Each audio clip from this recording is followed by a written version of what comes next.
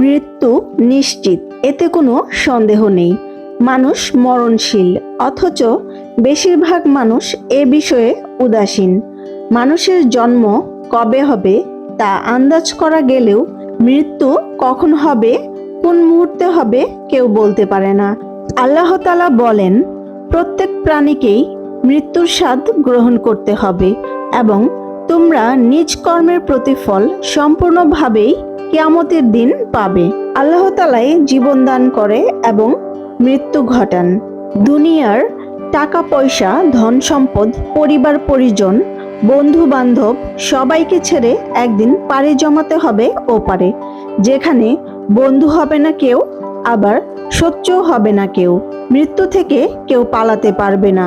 দুনিয়ায় বেঁচে থাকাকালীন ভালো কাজ করা, আল্লাহ ও রাসূলের নির্দেশিত পথে চলা উচিত এবং খারাপ কাজ করা থেকে নিজেকে বিরত রাখা উচিত।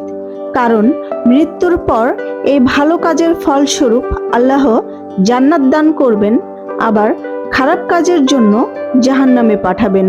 একজন মুসলিমের উচিত বেশি বেশি মৃত্যুর কথা স্মরণ করা এবং তার জন্য সর্বদা প্রস্তুত থাকা।